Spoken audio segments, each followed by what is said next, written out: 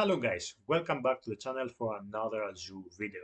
Today we are going to see how to store logs produced by Data Factory pipelines. Of course, you already know you can check if the pipeline runs successfully or failed in the Monitor tab in Data Factory. However, normally you would like to keep the logs of the pipelines in a database, so you will be able to query the logs when it's necessary later on. Check which pipelines failed, how many files were successfully loaded, how many files got deleted, etc. etc.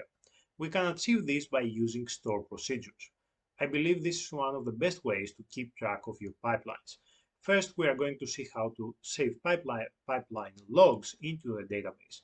The second task is about getting session logs from a copy activity according to the documentation. Session logs in copy activities could also be useful in some cases. Let's jump to the DDL statements where we create the tables and the store procedures for this example. I have already created an Azure SQL database. Here we have the DDL statements. First of all, let's create a logging schema for our logs. Then we have two tables. We are going to create the pipeline underscore logs table, and we are going to keep a log ID, which would be an identity or a sequence if you are coming from an Oracle background, the pipeline name, the pipeline run ID, start time, and time, the duration of the copy activity, the number of insertions, the updates, the deletes, the error message, and the status. We have the session logs table here for the second task. And then the most important part is the procedures. We have a procedure called insert underscore logs. We pass those parameters in Data Factory, and then we insert those parameters into the pipeline table, pipeline logs table here, and we return the scope identity, which is basically the value of the last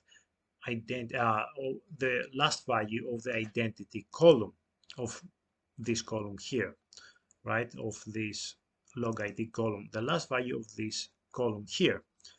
Using a select statement, as you can see, we renamed it as log ID. So let me run this procedure, create procedure, and then we have a second procedure for the updates. So here, first, using the first procedure, the insert logs procedure, we create a record in the database with some of the data like the pipeline name, the run ID, the start time, but then we populate the same record using the second procedure, which is this one, update logs. And as you can see, let me run this procedure here. This again, we get all those data from Data Factory in our pipeline, and we update the table using the log ID where clause here. Perfect. Let's go into Data Factory now. This is the pipeline that we used and that we created in the previous video. Please check the previous video if you are interested in knowing how to zip or unzip files in Data Factory. So what we did before was actually to have a container here, a container that contains zip files, and we unzipped those files and placed the results in the output container.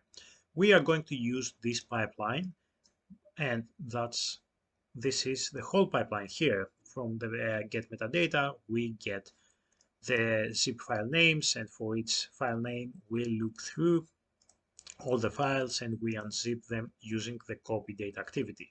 But now, in this example, the purpose is to add logs. The first thing we need to do is use the lookup activity. Drag and drop a lookup activity here, drag the green arrow and connect it to the copy data activity. On the lookup activity under settings, let's create a new data source pointing to Azure SQL Database.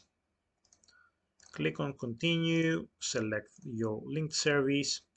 Table name, I'm going to select the pipeline logs table because this is where we are going to insert our logs.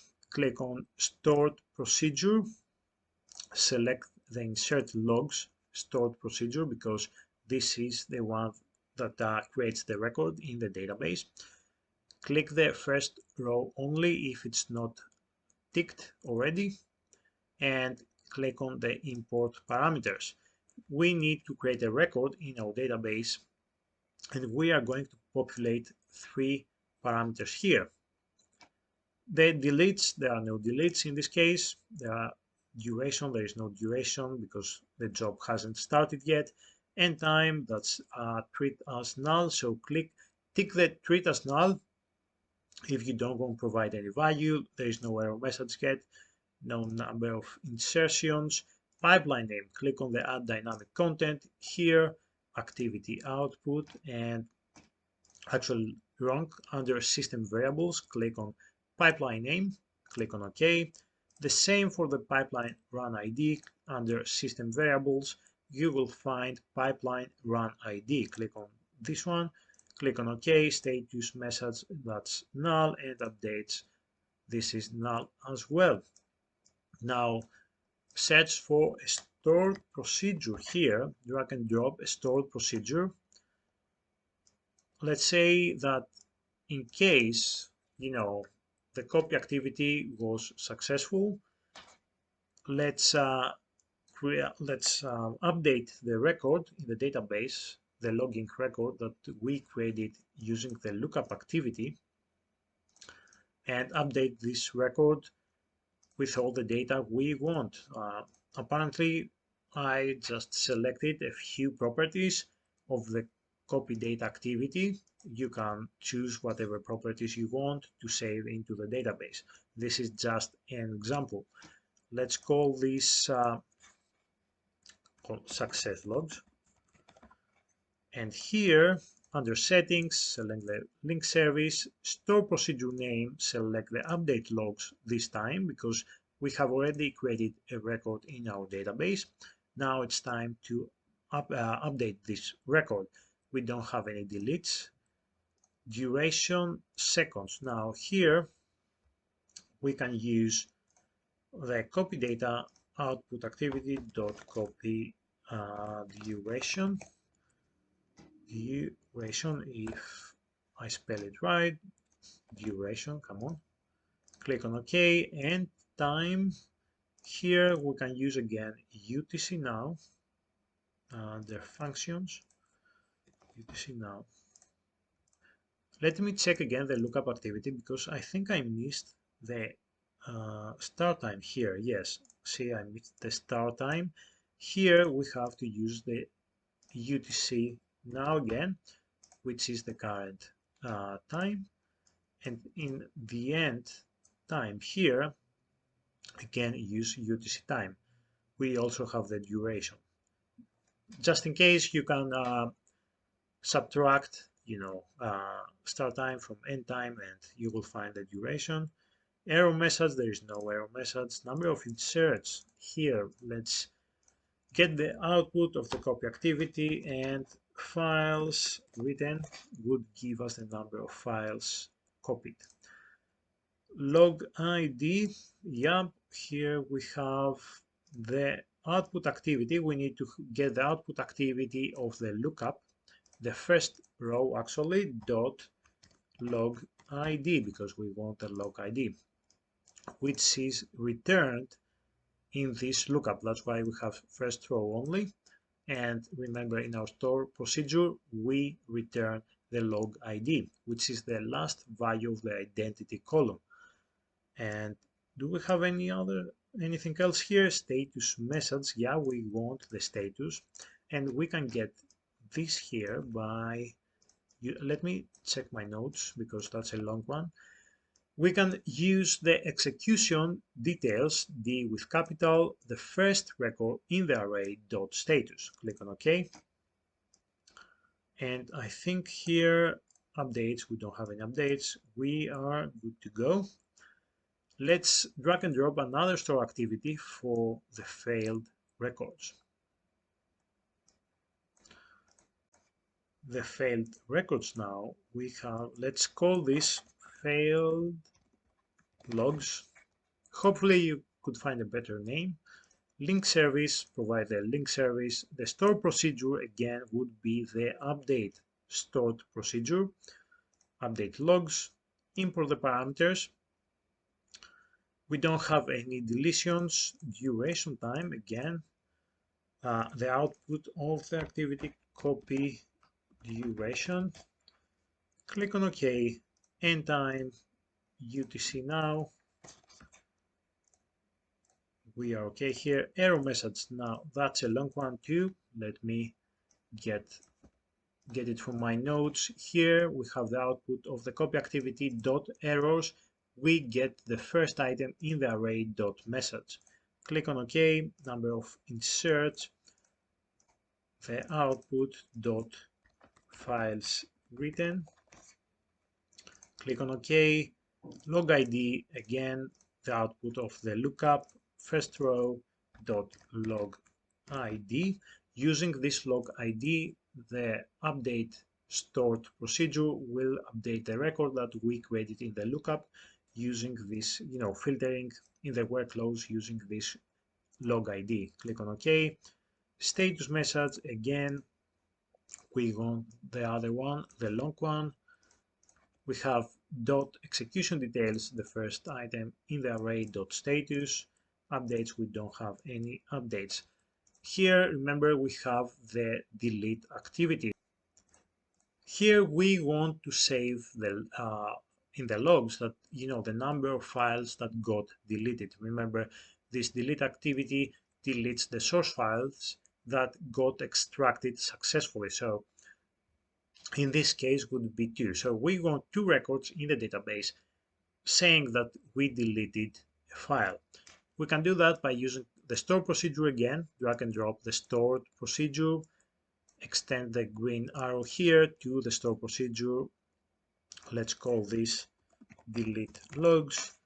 Under settings, select the link service, and for the store procedure, select the insert logs and not the update logs, because we want to create a new record in the database for the deletions. So for the deletes property here, click on add dynamic content, open the pipeline expression builder, and copy this property here. For the output from get the output from this activity, and then dot files deleted. Click on OK, and that will give you the number of files that got deleted. We don't need duration or end time or error message or inserts. We need pipeline name. We want to know the pipeline name, of course. Under system variables again, click on OK. The run ID under system variables, pipeline run ID, start time we don't have, status we don't have, updates we don't have. And I think we are good to go now. Hopefully, if we haven't made any mistake, we are going to run this pipeline and we are going to save data into our data. Let me run the pipeline and see what happens. Click on the debug button. I prefer the container view here and see. Now we are performing 3 lookup activities. Perfect. 3 copy activities, 2 should be successful, 1 should fail. Remember, we have 3 files, 2 are fine and 1 is corrupt.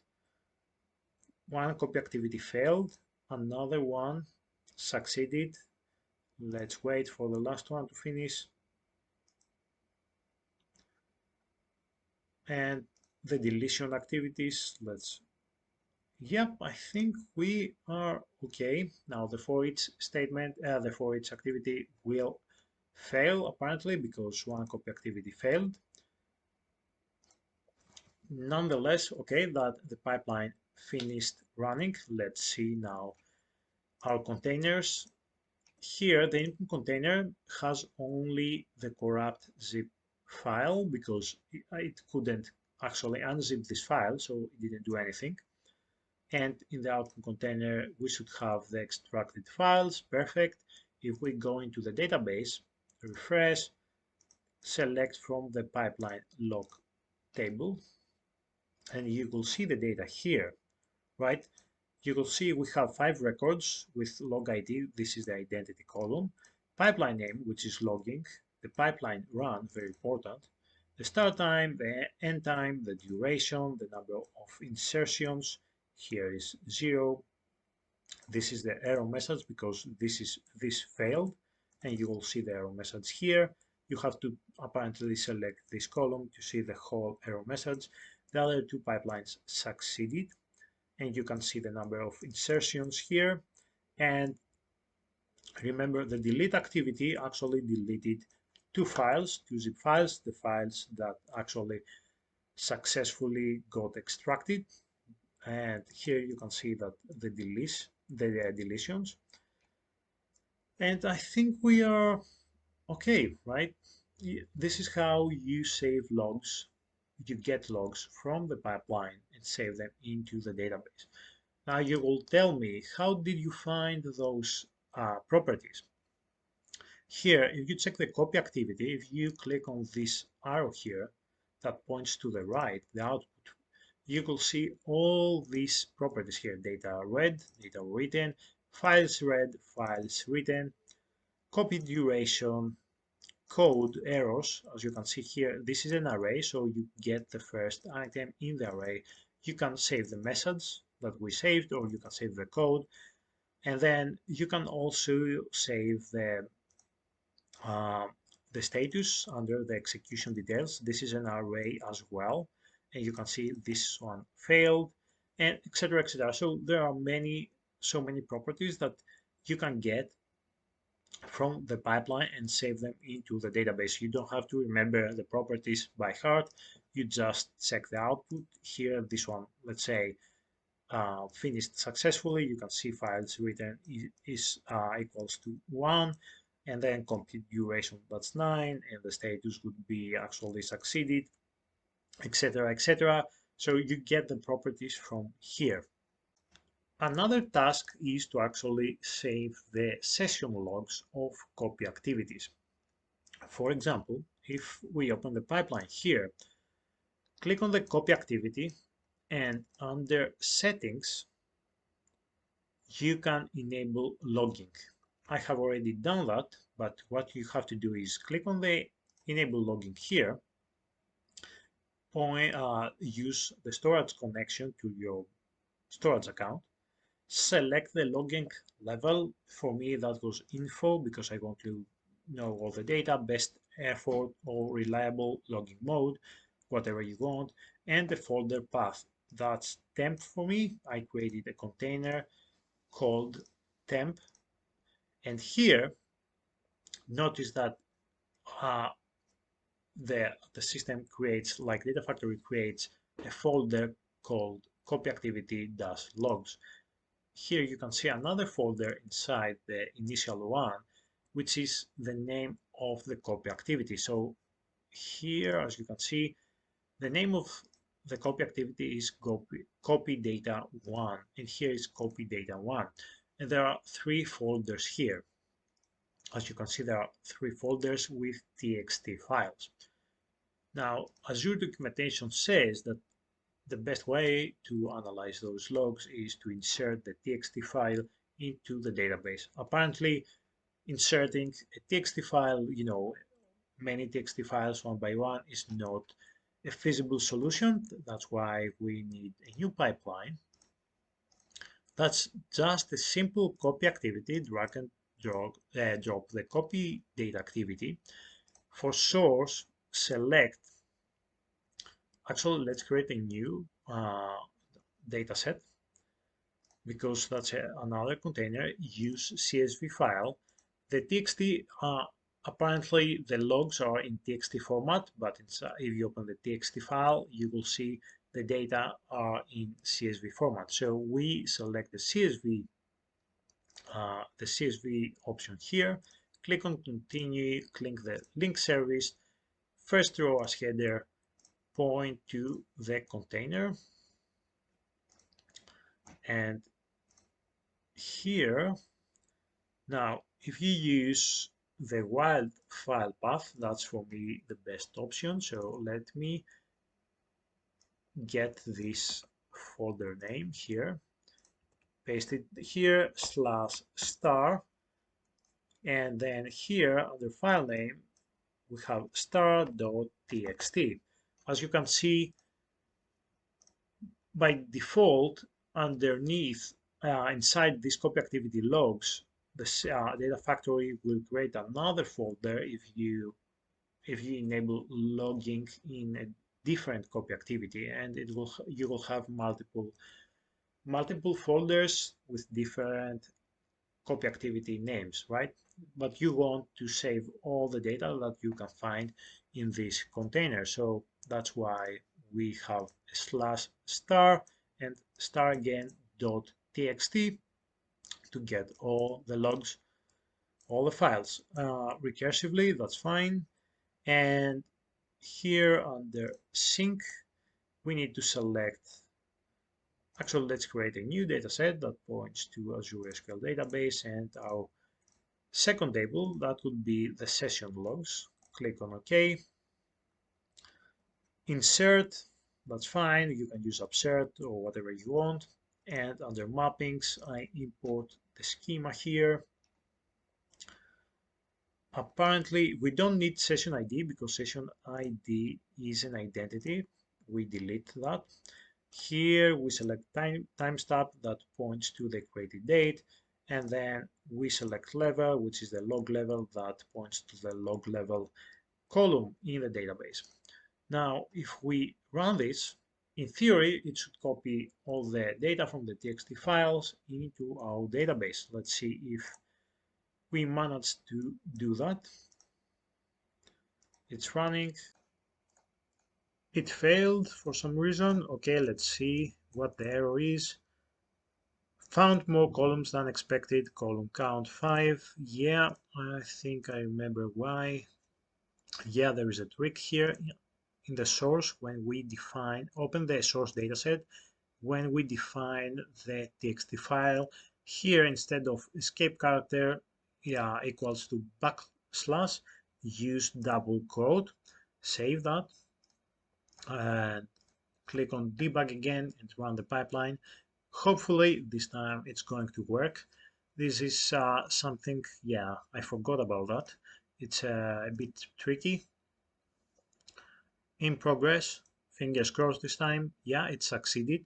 Let's go into the database, select session logs, and you can see the logs here. You can see the timestamp, the log level, operation name, file read, operation item, the zip files, and the methods, right?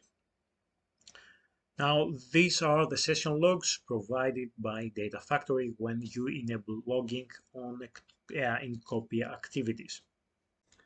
This is it for today, guys. We managed to save pipeline and session logs into the database. Hopefully, you have a better understanding of logging in Data Factory now, and you found this video helpful and insightful.